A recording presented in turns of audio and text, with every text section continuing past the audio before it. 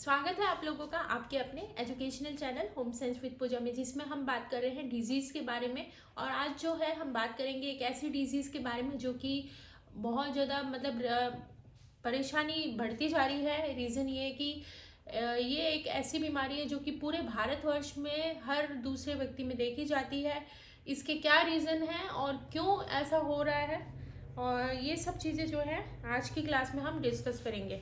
इससे पहले आपसे कहना चाहूँगी कि अगर आप इस चैनल पर नए हैं और अभी भी क्लास आपको फ़ायदा पहुंचा रही है लेकिन किसी कारण से आप इसे सब्सक्राइब करना भूल गए हैं, तो पहले सब्सक्राइब करके ऑल का बटन दबा दीजिए ताकि जितनी भी क्लासें हैं इंपॉर्टेंट वो आपको तुरंत मिल जाए।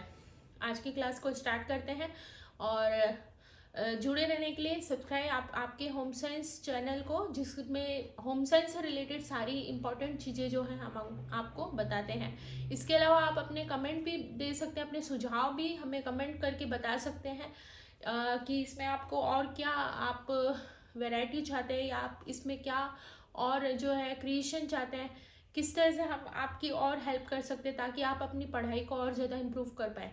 और साथ ही अगर कोई स्पेशल आप टॉपिक चाहते हैं कि ये टॉपिक मैम हमें समझना है, होना होम साइंस से रिलेटेड है, होम साइंस से रिलेटेड होना चाहिए वो जो टॉपिक आप दें, तो वो टॉपिक आप मुझे कमेंट करके बता सकते हैं कि आप ये हमें समझाइए मैम।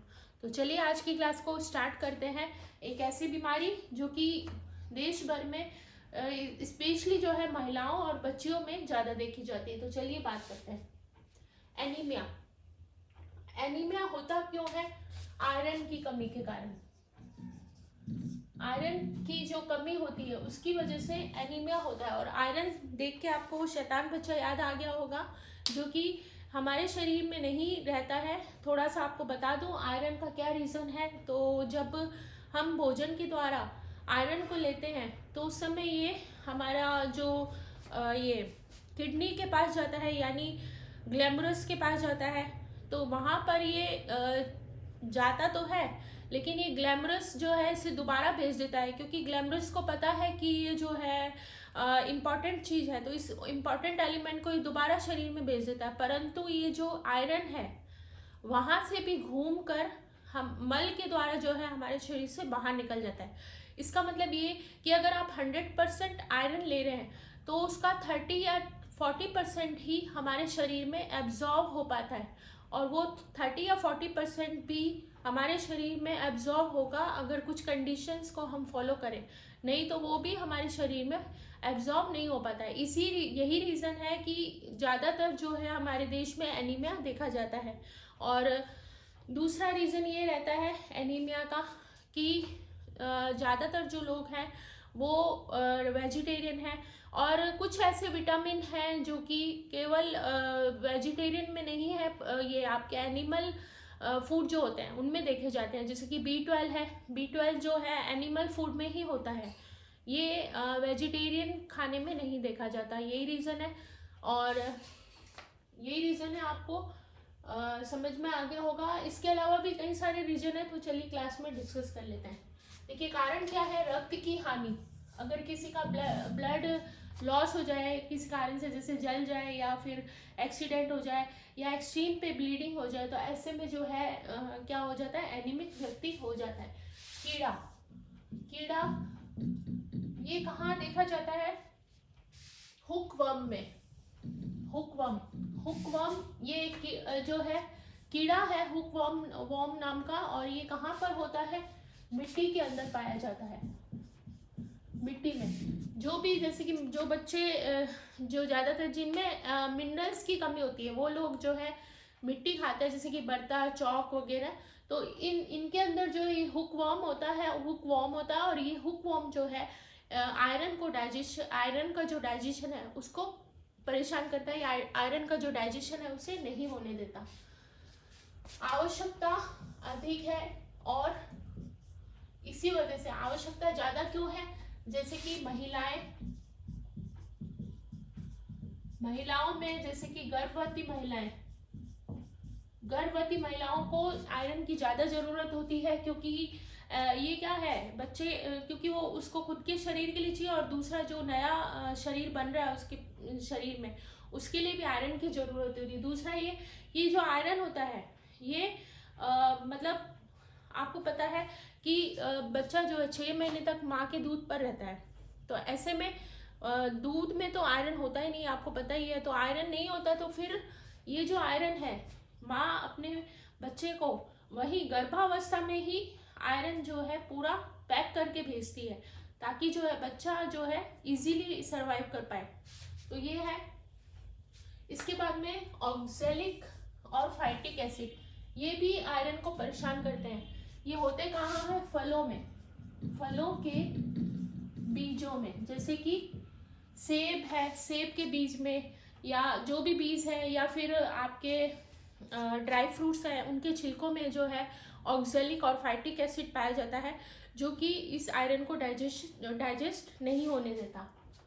इसके बाद में है शरीर में B6, B9, B12 और आयरन का अवशोषण नहीं हो पाता। तो जो हमारा शरीर है इसमें B6, B9, B12 और आयरन का अवशोषण नहीं हो पाता, इस कारण भी जो है परेशानी होती है।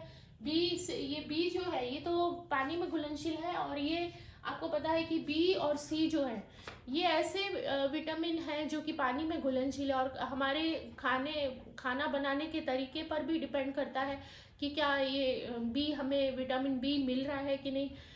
क्योंकि विटामिन बी जो है पानी में घुलनशील है, आप अगर खाने को तेज आंच पे पकाएंगे तो भी वो वेस्ट हो जाएगा। आप अगर उसको पानी में घोल के और पानी को हटा देंगे तो भी वो वेस्ट होगा। इसके अलावा आप अगर काफ़ी देर तक पीसेंगे, अनाज वगैरह में होता है, तो अनाज में अगर आप अनाज को ज़्यादा देर तक पीसते हैं, ऐसी स्थिति में भी विटामिन बी जो है नष्ट हो जाता है। और आयरन का अवशोषण नहीं हो पाता, क्यों? क्योंकि हुकवर्म की वजह से, या फाइटिक एसिड की वजह से, या फिर आपका जो है ये आपके चाय, कॉफ़ी, कोको, चॉकलेट, इनकी वजह से भी आयरन का अवशोषण नहीं हो पाता है। ये चॉकलेट में तो आयरन ज़्यादा होता है, वैसे चॉकलेट नहीं आएगा इधर, ये गलती से लिखा गया।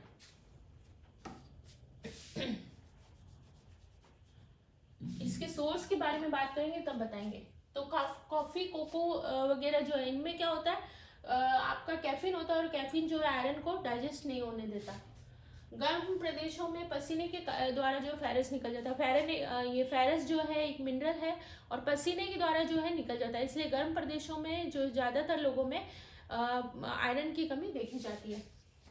डाइट में आयरन कम होना, अगर कोई वो तो सीधी सी बात है, अगर हम आयरन कम ही खा रहे तो कमी तो होगी ही। मासिक धर्म, पीरियड्स में एक्सट्रीम पे ब्लीडिंग हो जाने की वजह से भी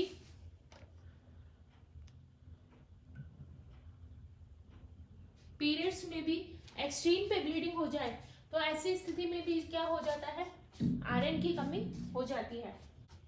next, protein plus B6, B12, vitamin C और आयरन, इनकी कमी होने पर भी आयरन की कमी हो जाती है, क्योंकि ये सारे मिलकर काम करते हैं। और विटामिन सी, आपने देखा होगा आयरन, जब आयरन की टैबलेट दी जाती है तो साथ में विटामिन सी की भी टैबलेट दी जाती है, क्योंकि ये विटामिन सी जो है यही आयरन के डाइजेशन को श्योर करता है कि आयरन का डाइजेशन अच्छे से हो पाएगा।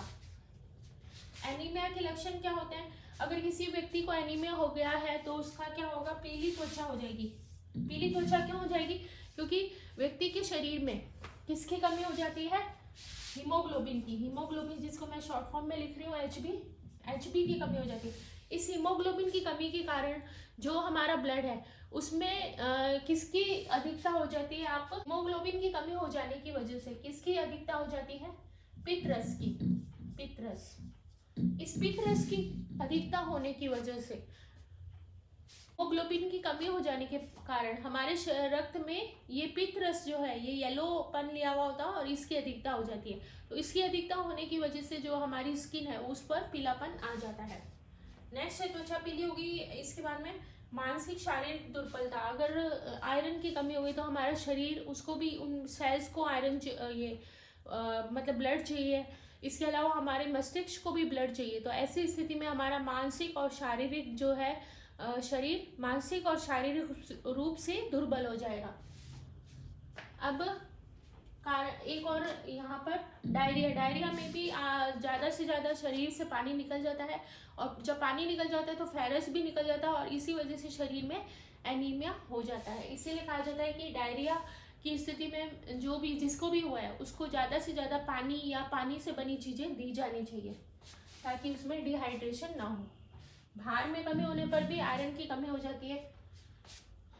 इसमें क्या होता है, वृद्धि में रुकावट आ जाती है, शरीर में गांठें, शरीर में क्या पड़ जाती हैं, गांठें आ जाती है। तो ये क्या इसके लक्षण है, त्वचा पीली हो जाएगी, शारीरिक मानसिक दुर्बलता आ जाएगी, डायरिया हो जाता है, भार कम हो जाता है, वृद्धि में रुकावट और शरीर में गांठ। अब यहाँ पर हम देख लेते हैं, 1 मिनट, ये वाला आप इस साथ साथ स्क्रीनशॉट जरूर लेते जाइए। तो इसमें क्या होता है, देखिए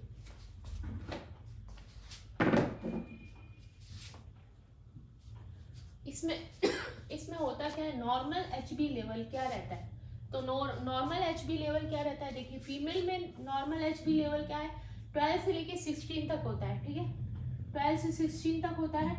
और मेल्स में 13.5 से लेके 17.5 GLDL तक होता है। GLDL एक ब्लड नापने की यूनिट है, GLDL आप ध्यान रखिए, GLDL इसको ऐसे ही लिखा जाता है, और ये इंपॉर्टेंट है, आपको याद रखना है। फीमेल में ब्लड कितना है, नॉर्मल जो है 12 से लेके कितना होना चाहिए, 16 तक होना चाहिए GLDL, ठीक है। मेल्स में कितना होना चाहिए, 13.5 से लेके 17.5 होना चाहिए। और माइल्ड अगर आपको एनीमिया है तो ऐसी स्थिति में जो HB रहेगा वो कितना रहेगा, 10 से लेके 12 रहेगा। मेल्स में 13.5 रहता है, मॉडरेट में फीमेल के अंदर 8 रहता है, और सीवियर में क्या होता है, मेल में 10 रहता है और महिलाओं में 8 से भी कम हो जाता है। तो ये HB का लेवल है कि कैसे हम पता लगा सकते हैं कि आप सीवियर एनीमिया से पीड़ित हैं, मॉडरेट से हैं, या आपका HB नॉर्मल है। सीवियर में क्या क्या परेशानियां देखी जाती है, चलिए देख लेते हैं।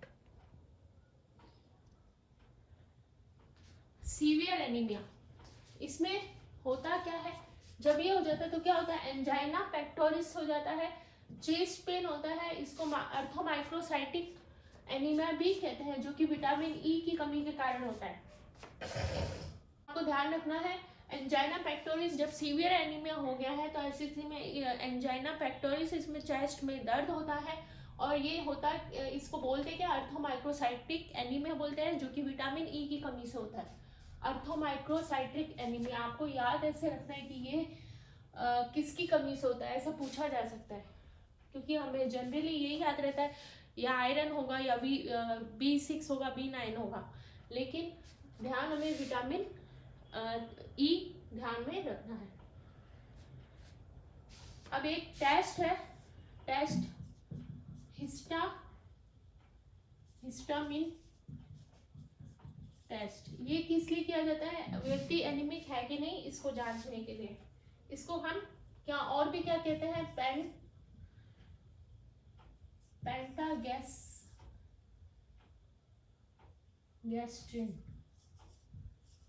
पेंटागैस्ट्रिन भी इसे हम कहते हैं, ठीक है। इसका टेस्ट हम किससे करवाते हैं, ताकि व्यक्ति का पता चल जाए कि ये जो है एनीमिक है कि नहीं।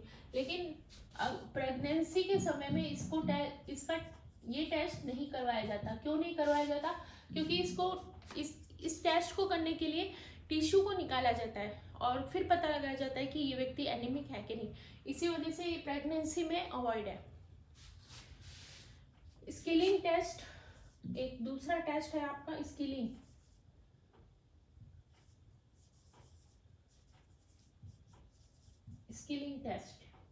टेस्ट में क्या होता है, बेसिकली क्या होता है, विटामिन बी की कमी हो जाती है, B12 की कमी होती है, विटामिन B12 की कमी होती है।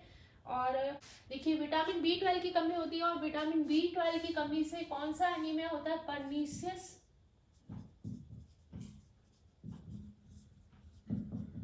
एनीमिया। परनीसियस एनीमिया का पता लगाने के लिए ही ये जो स्क्रीनिंग टेस्ट है ये किया जाता है। तो ये 2 टेस्ट हो गए, एक आपका हिस्टामिन टेस्ट हो गया, और एक आपका हो गया स्किलिंग। इसके हिस्टामिन में आपको हिस्टामिन टेस्ट जो है इससे प्रेगनेंसी का में अवॉइड किया जाता है, क्योंकि इसमें टिश्यू को निकालकर टेस्ट किया जाता है। और स्किलिंग टेस्ट किया जाता है, इसमें जो है B12 की कमी को नापने के लिए, और B12 की कमी से पर्नीशियस एनीमिया होता है। इसके बाद में एक टेस्ट और है, फिर हम एक आपका है IURG, ये टेस्ट किया जाता है इंट्रा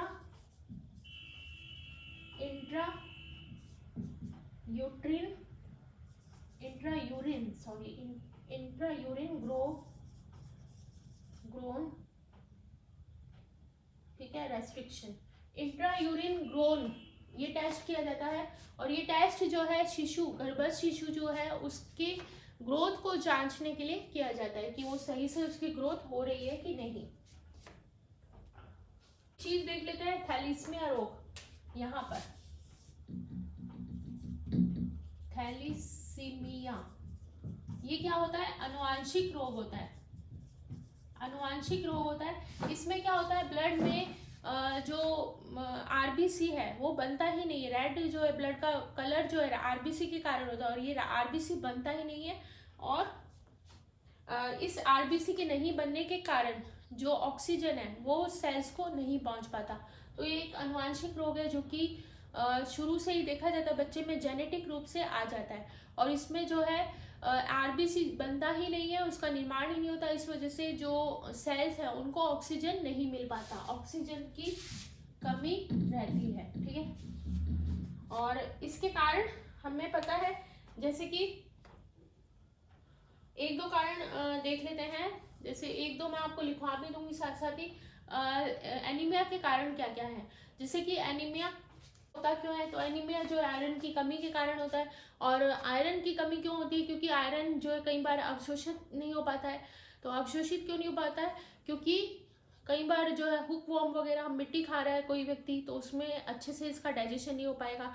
दूसरा, अगर चाय कॉफ़ी कोको वगैरह आप ज़्यादा लेते हैं तो ऐसी स्थिति में भी जो आयरन है उसका डाइजेशन नहीं हो पाएगा। फॉलेट वगैरह की स्थिति में, फॉलेट में आपका ये ऑक्जेलिक एसिड जो है ये भी आयरन का डाइजेशन नहीं होने देता है, इसी वजह से हो जाता है। और एक दो चीज़ और है, एक सीलियक रोग है जो कि मैंने कई बार डिस्कस तो किया है, अभी वालों को पता है कि नहीं, लेकिन पहले वाले जो जुड़े हैं उनको तो पता ही होगा।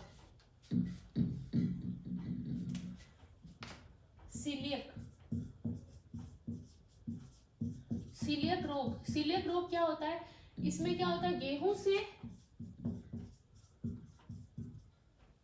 क्या रहती है, इसमें गेहूं से जो है एलर्जी रहती है। एलर्जी मतलब गेहूं का जो प्रोटीन है उसको वो जो है डाइजेस्ट नहीं हो पाता है।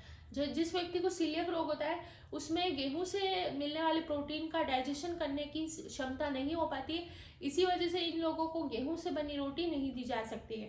तो ऐसी स्थिति में, और इसको हम जो सीलियक रोग है इसको हम क्रॉन्स भी बोलते हैं। तो ऐसी स्थिति में भी जो आयरन की कमी हो जाती है।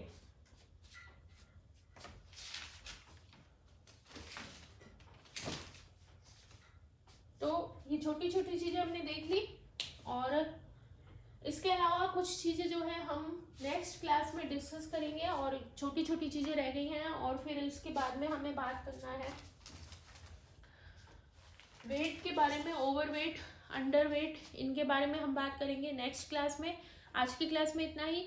इस क्लास को शेयर कर दीजिए, और अगर आप अभी भी सब नए हैं तो सब्सक्राइब कर दीजिए चैनल को, और आप अपने परिवार के साथ जुड़ जाइए।